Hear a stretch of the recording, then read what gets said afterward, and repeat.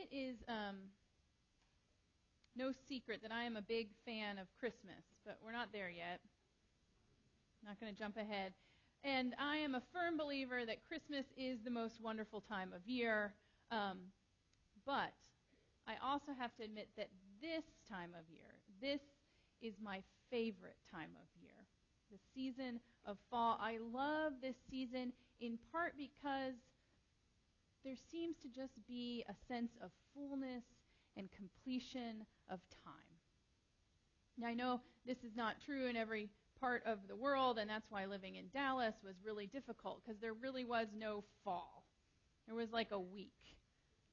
And I love this season, this fullness and completion of time. The last few crops are ready for harvest. Trees are dropping their caches of nutty fruits before shutting down and shedding their leaves, turning all sorts of different colors. Animals are stuffing themselves and their hiding spots with every last morsel of food that they can get their little or large paws on.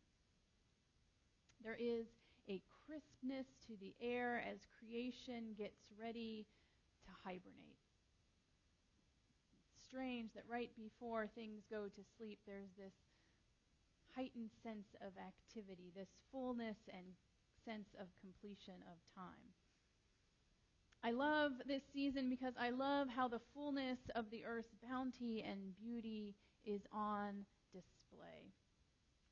Fall provides us with countless opportunities to stand in awe of creation and to marvel at the many mysteries of this whirring planet that we call home.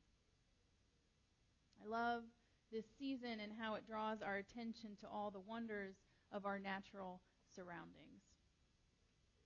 Which is probably why I also really love our scripture reading this morning. While we only had time to read a few verses from chapters 38 and 39, I encourage you to read the last 5 chapters of the book of Job if you have time and are looking for something to read this week or even for the rest of this service.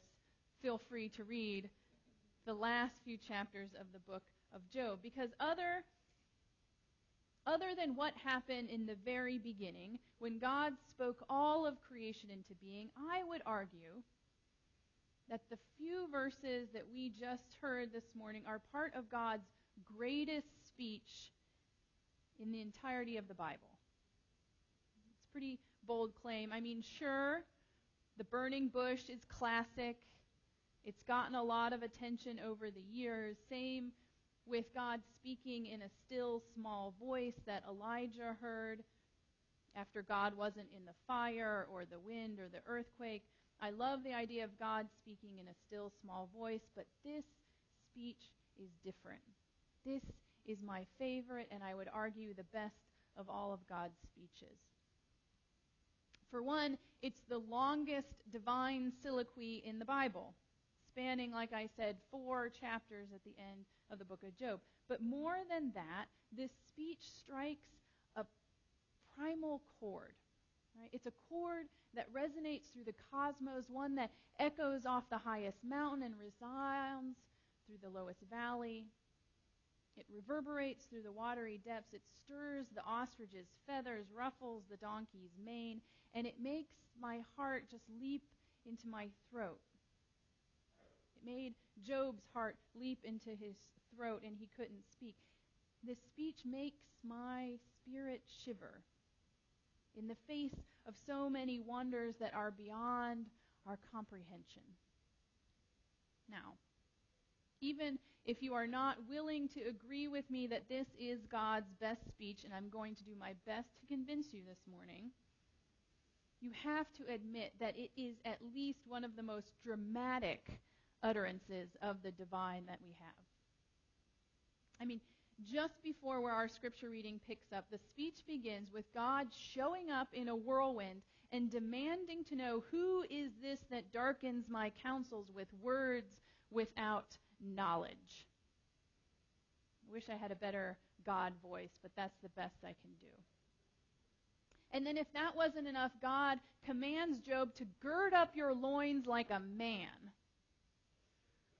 That's something you don't want God to say to you, right? Or as one scholar translates it a little more pejoratively, pull up your diaper. Right?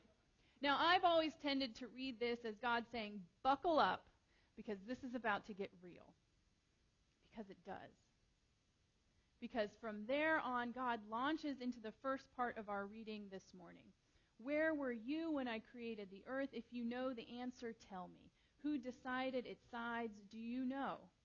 And who held back the sea when it burst forth from my womb, when I created clouds as the earth's raiment and thick darkness as its swaddling clothes?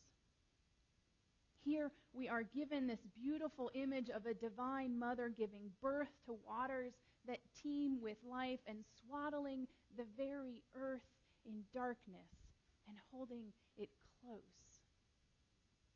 Later on, in the second part that we read of our reading this morning, we met God as a holy midwife, right? Breathing and straining with mountain goats and red deer as they give birth, stalking prey with a mother lion to feed her young, hearing the cries of the raven, and being with the mother as she searches for food. There is more ground for us to cover this morning, so we can't stay here very long, but it is worth lingering here for just a moment to take in the power of seeing God giving birth to creation and extending care to every living thing. But this image is just one of many. This divine speech, like I said, goes on for another 4 chapters just like this, taking us on a divine whirlwind tour of creation, raising questions about everything from the storehouses of snow to the nesting places of eagles. And all the while, this is drawing our attention to the myriad of wonders and mysteries that abound in nature. It is a powerful reminder of the vast expanse of creation that extends beyond our understanding. The only problem is, this is not what Job wanted to hear. Right? This is a beautiful speech, but Job wasn't asking about the mysteries of the universe. Many of you know the story of Job. For the bulk of the story, Job has been going back and forth with his friends, trying to make sense of all the bad stuff that's been happening to him. The really bad stuff. And through all this back and forth exchanges, we learn both Job and his friends are operating with this belief system that good behavior is rewarded and bad behavior gets punished. It's this easy to understand system. So while his friends argue that there's something Job must have done, some sin he must have committed to deserve all these bad things as punishment, Job keeps swearing that he is a good guy. He can't understand why all these bad things are happening to him. After all, he has held up his end of the bargain by being good, so God should hold up the other end and keep bad things from happening to him. Good people should get good things, and bad people should get bad things. This is how we want the universe to work. Job wants the answer to the problem of evil, the classic question of why bad things happen to good people. And as much as I like this speech from God, it would have been really nice if God had given Job a clear answer, right? Instead of launching into this poetically provocative series of rhetorical questions. Despite how beautiful they are, despite the imagery that they evoke, it would have been nice to have a clear answer, right?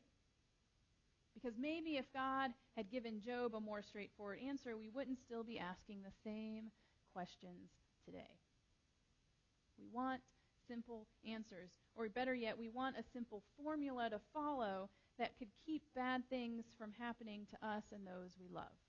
If we just did the right things, good things would happen. But if you've been on this planet any amount of time, you know that's not how it works.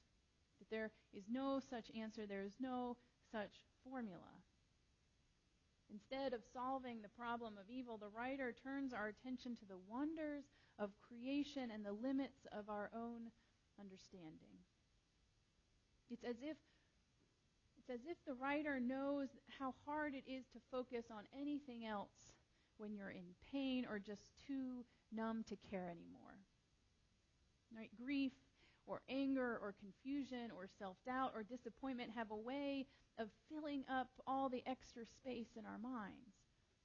They have a way of narrowing our view and holding our attention hostage until that's all we can think about. That becomes our whole world. And it's into this place of all-consuming pain that God speaks. And what we have to admit is a not so very godlike way, right? I don't know about you, but I would expect God to be a little bit more compassionate to Job in this moment. I would think now would be a good time for that still, small voice to speak and give Job some sort of comfort. But that's not what we find. Instead, God responds to Job's pain with a series of these questions. Paints these beautiful images of the expanse of nature. God throws open the doors of Job's awareness and draws his attention to the countless displays of God's love that's scattered throughout the universe. From the song of the cosmos as the stars sing with the dawn and dance with the planets to all the waves lapping along all the shores. From every snowflake and blade of grass to every creature great and small, God is in and through and above and beneath and beyond it all. God wraps the earth, swaddles it in darkness and in light. It's important to point out that working to turn your attention to the vastness of creation, to take in the beauty of it all, doesn't belittle your pain. Bounty and vastness of creation doesn't make you or your suffering insignificant. It's not even about putting things into perspective and trying to downplay how serious it is. But what it does is that it allows us to know that our pain is held in the great expanse of God's love. Love that extends to every corner of creation and beyond. It's a promise that God holds us beyond the limits of our understanding, beyond the span of our days on this earth, beyond the ebb and flow of our very awareness that we are in fact held. Held in God's ever-loving mercy and grace. And science agrees. Numerous studies have shown the power of connecting with nature to reduce stress and anxiety, even if it is just having a potted plant nearby, you reap the benefits. The beauty of God's creation has the power to soothe our spirits and transform the messiness of our lives into things of beauty. A little earlier ago, we heard in that video about the miraculous transformation of how a caterpillar transforms into a butterfly. It is a complex and messy process. Just one of many messy and complex processes that we don't fully understand. Married to a research physician who studies labor, it's amazing how much we don't know about this natural thing that happens. Right?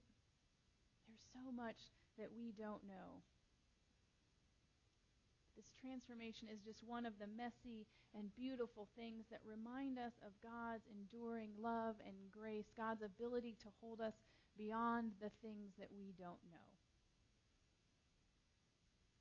That not knowing it all is not a sign of God's absence, but instead is a promise of God's presence with us. So, as a memento of today, and as a reminder of God's love that extends beyond our comprehension, I have a collection down there, a basket of butterfly magnets. And in a minute, when we sing our final hymn and I come around to bless those animals that are among us, those creatures that are here this morning, I will bring this basket with me. And as I come around to bless the creatures, I invite you to take one of these butterfly magnets. Take it as a reminder to you. That though it may be small, may it remind you of the vastness of creation. Though it may be fragile, may it remind you of your resiliency. And in its beauty, may you remember that you too are a thing of beauty. That God created you and declared you good. And if there are any left after everyone has taken one, I invite you to take another or two others. Take them to someone else who could use a reminder that God knows their story and loves them in the midst of their pain. Today we come together in this special service to bless the animals for all the ways that they embody and testify to God's love. For all the ways that they remind us how to live freely and to rest securely in the loving arms of our Creator. Today we bless the animals because they are a blessing